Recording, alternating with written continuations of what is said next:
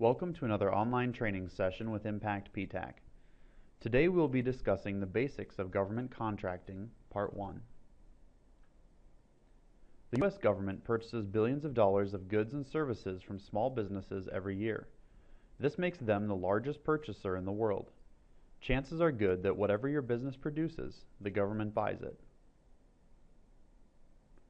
In an effort to level the playing field, the government has issued goals to encourage selling to underutilized business segments including small, woman-owned, small disadvantaged, service-disabled veteran-owned, and hub-zone businesses. As you can see here, a certain percentage of the government's purchases are set aside for the businesses that fit under these categories. In order to determine what constitutes a small business, the Small Business Administration assigned a 6-digit North American Industry Classification Systems code, or NAICS code, for groups of products and services that are alike. They then assigned an average sales number or employee limit on each code to determine what is small. For instance, a small flooring contractor would be considered a small business if their average gross sales were less than 14 million, but a small retail bakery would need to have less than 500 employees to be considered a small business. A list of these NAICS codes and their corresponding size restrictions can be found at the Small Business Administration's website, sba.gov. Acquisitions that have an anticipated dollar value exceeding $3,500 but not over $150,000 are automatically reserved for small businesses. Other contracts may be set aside or include set-asides if they fit the following rules: the Rule of Two, the non-manufacturing rule, or subcontracting limitations. The Rule of Two applies to acquisitions over $150,000 in which there can be a reasonable expectation that offers will be obtained from at least 2 responsible small businesses. These contracts should then be set aside for small business. The non-manufacturer rule sets aside small business acquisitions that are not for construction or service-related contracts. They must utilize a domestic small business manufacturer. The SBA may issue individual or class waivers to the non-manufacturer rule if no small manufacturer exists. This rule does not apply for contracts under $25,000. The subcontracting limitations apply to contracts set aside for small businesses when the contract amount exceeds $150,000.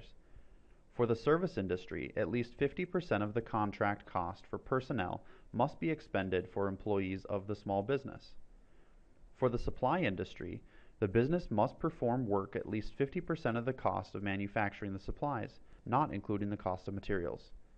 For general construction, the businesses must perform at least 15% of the cost of the contract, not including the cost of materials, with its own employees. We will now talk about the various preference programs for small businesses, starting with the Hub Zone program. Hub Zone stands for Historically Underutilized Business Zone. The goal of this program is to encourage growth and business in areas that are underutilized according to the U.S. Census.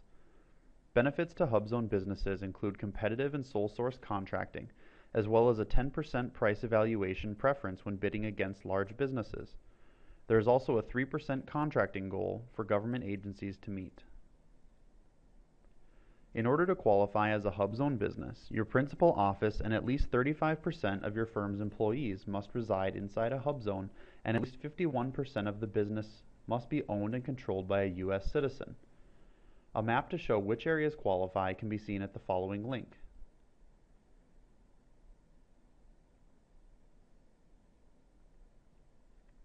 The Woman-Owned Business Program has a 5% contracting and subcontracting goal. This program only applies to certain industries that are listed by NAICS code on the SBA website, sba.gov. To qualify as a woman-owned small business, the firm must be 51% owned and controlled by 1 or more women who are U.S. citizens and whose ownership is direct. The woman or women must also be in control of and manage the day-to-day operations. The qualifications for the economically disadvantaged woman-owned business is all of the terms listed for the woman-owned, along with the personal net worth of less than $750,000, an adjusted annual income of $350,000 or less, and a market value of all assets that does not exceed $6 million. The WOSB and EDWOSB programs can either be self-certified or certified by a third party. To self-certify, you will need to upload the required documents into SBA's online system, GLS. To be certified by a third party, you may contact any of the 4 approved organizations listed on SBA's website. Those organizations are located in Texas, Florida, and Washington, D.C. Veterans and service-disabled veterans may qualify for their own preference program if they are at least 51% owned and controlled by a veteran, are full-time in the business, control the day-to-day operations of the business, and the veteran must hold the highest office and the ownership of the business must be direct. Businesses must self-certify by completing the Reps and Certs section of the System for Award Management, or SAM, registration. There is a 3% prime and subcontracting goal for this program. The U.S. Department of Veterans Affairs has its own program for veterans called the Veterans First Contracting Program.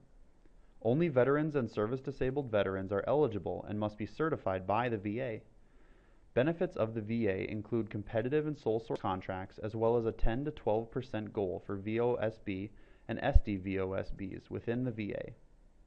If you are a veteran and are looking for help with the certification process, contact Tanner Olson with Impact PTAC, as he is a certified veterans counselor for the Veterans First Contracting Program, and he can help you prepare for the certification. Contact information is listed at the end of the presentation.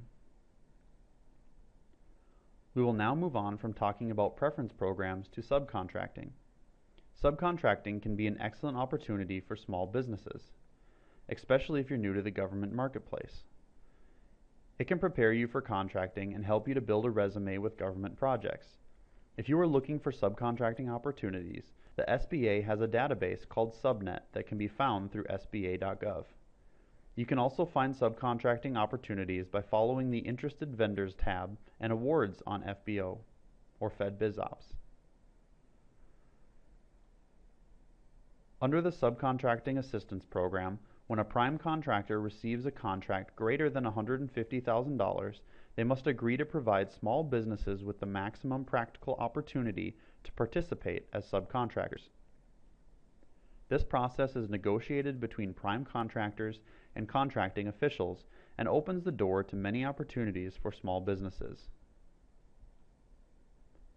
Subcontracting plans start after $1.5 million for construction and $6.5 million for all other industries. There are 3 types of plans: individual, master, and commercial. Here is a breakdown of the subcontracting goals in relation to preference programs. Small disadvantaged and women-owned businesses each have 5%, and service-disabled veterans and HUBZone each have 3%. The final section that we will cover is in regards to how the government purchases goods and services from businesses. Depending on the contract, the government will decide what the qualifications are for a supplier and will award it according to those standards. All of the buying procedures may be found in the Federal Acquisition Regulations, or FAR. The different methods used are credit cards, simplified acquisition procedures, sealed bidding, contracting by negotiation, and consolidated purchasing programs such as GSA, GWACS, etc. The government will use a credit card when a purchase is under $3,000. Unlike most purchases and contracts that require multiple offers and competition, these contracts do not require that there be competition and are usually sole sourced and are not closed off to large businesses. It is important that your business accept credit cards, as 70% of purchases are made with a credit card. The simplified acquisition threshold is used for purchases between $3,000 and $150,000.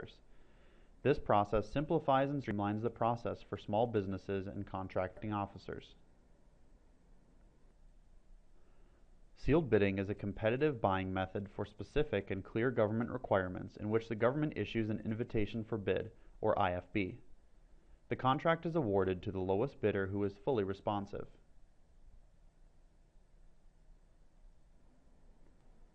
Negotiated contracts are a very common procurement vehicle for contracting officers. They will issue a request for proposal or request for quotation for products or services that are being sought. This buying method is usually used when highly technical products or services are being sought. As always, if you have any questions, please contact your local PTAC. The contact information is listed below.